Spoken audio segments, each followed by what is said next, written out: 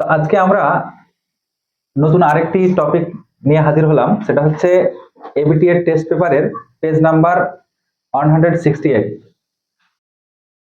এখানে টোটাল 12 নম্বর রয়েছে আগেরগুলোর মতোই।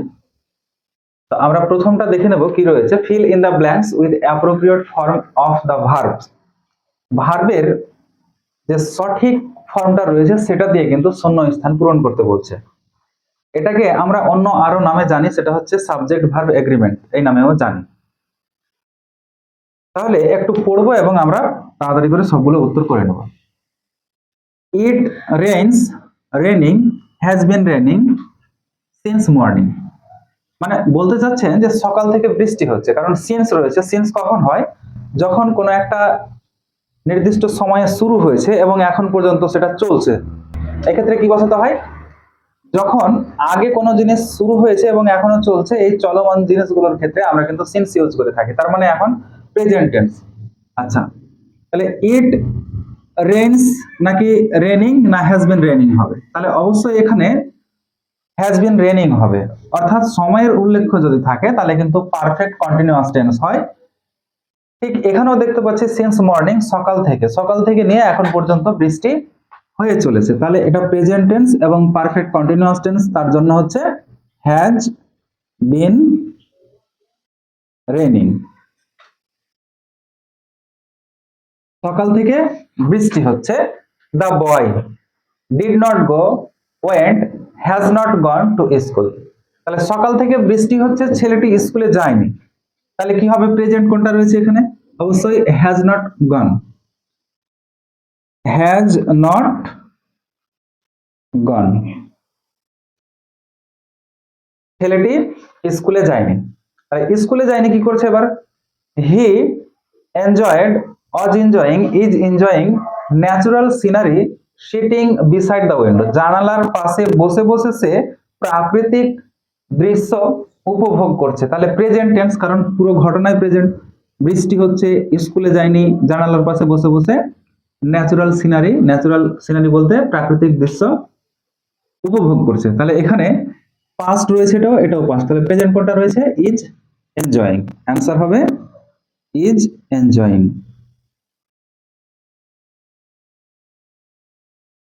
Next, article and preposition.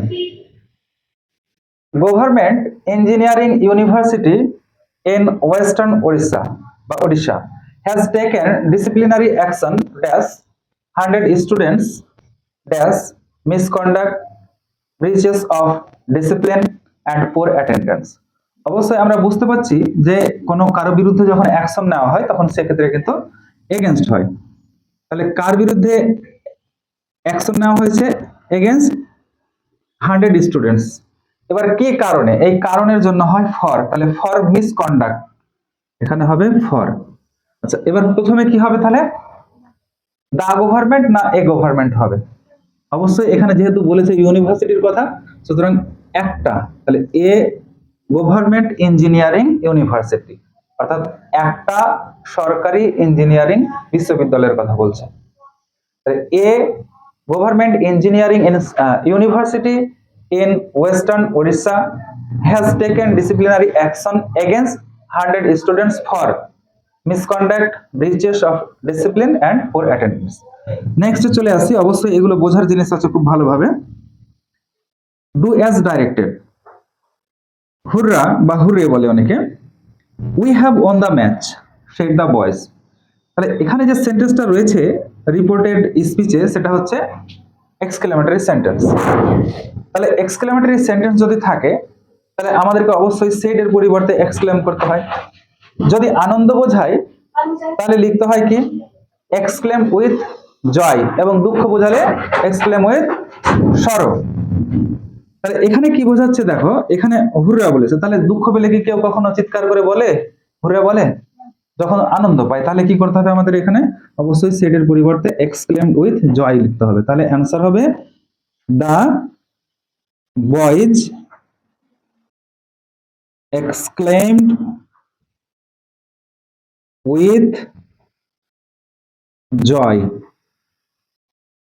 তারপরে কমা ইনভার্টেড কমা তুলে দিয়ে দ্যাট সাবজেক্ট ভার্ব অবজেক্ট এবারে। তাহলে সাবজেক্ট রয়েছে উই, উই বলতে কারা, এই উই শব্দটা কে বলেছে, দ্য বয়, তাহলে ছেলেরা।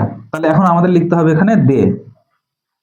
আচ্ছা, যেহেতু রিপোর্টিং ভার্ব পাস্ট টেন্সে রয়েছে তাই রিপোর্টেড স্পিচেরও টেন্স পরিবর্তন হবে। তাহলে হ্যাভ হ্যাজ থাকলে সাধারণত হ্যাড করতে হয়, মানে প্রেজেন্ট পারফেক্ট থাকলে পাস্ট পারফেক্ট। তাহলে they had won the match. Answer পেয়ে গেলাম, the boys exclaimed with joy that they had won the match. Next, is not Pintu telling a lie, voice change করতে বলেছে।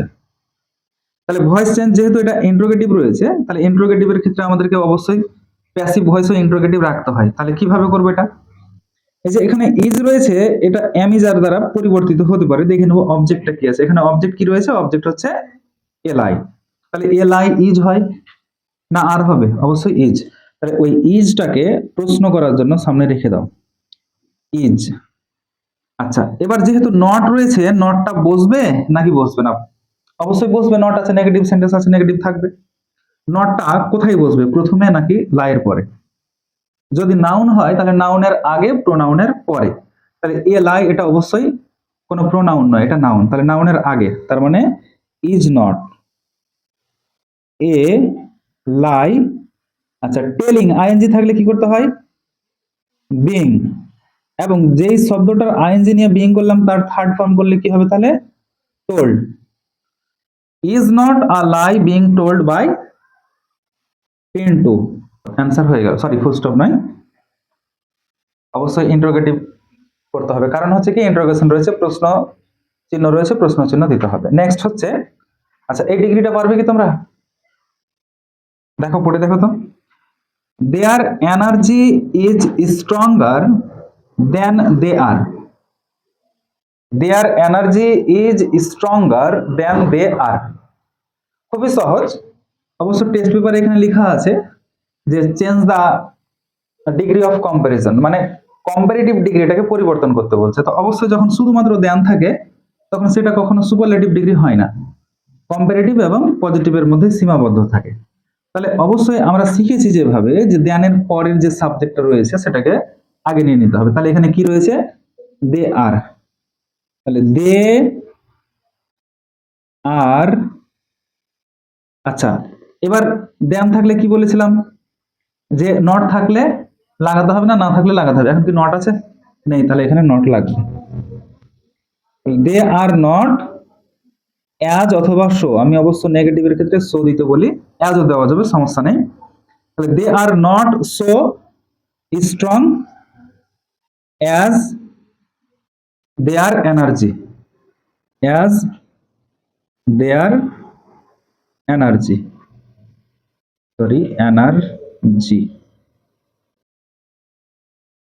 Answer পেয়ে গেলাম, they are not so strong as their energy. এখানে কি বলছে, যে their energy is stronger than their, মানে তারা যতটুকু স্ট্রং তাদের চেয়ে তাদের এনার্জি, তাদের শক্তি বেশি স্ট্রং, ওই জিনিসটা এখানে বলা হলো। নেক্সট, ফ্রেজাল ভার্ব, তিনটে ফ্রেজাল ভার্ব থাকে, তিনটে 3 নম্বর। ডেসপাইজড, ফ্রেজাল ভার্ব কি হবে, কি বলতে পারবে? ডেসপাইজড, এটা হচ্ছে ডেসপাইজ মানে ঘৃণা করা, হেট মানে লুক ডাউন আপন। তাহলে এখানে যেহেতু পাস্ট টেন্স রয়েছে তাই এটা হবে লুকড ডাউন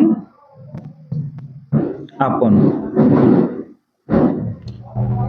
নেক্সট, কম্পেনসেট, অবশ্যই আমরা পড়েছি সবাই, কম্পেনসেট হচ্ছে মেকআপ, মেক আপ। নেক্সট যেটা রয়েছে ওয়াজ রিয়ার্ড, এখানে শুধু রিয়ার্ডটা লিখতে পারতাম, কিন্তু সেকেন্ড ফর্ম না থার্ড ফর্ম সেটা বোঝা যেত না, যার জন্য লেখা হয়েছে ওয়াজ রিয়ার্ড, মানে থার্ড ফর্মে রয়েছে। তাহলে এটা কি হবে, ব্রট আপ, থার্ড ফর্মটা হচ্ছে ব্রট আপ, ব্রট আপ। বাস এটুকু হলেই আমাদের কিন্তু 12 নম্বর হয়ে যাবে। তাহলে এই অবধি, এর পরে যেটা রয়েছে সেটা নিয়ে আবারও একটা ভিডিও করা হবে, সেটা সম্ভবত 193 পাতা, 92-93 পাতা হবে।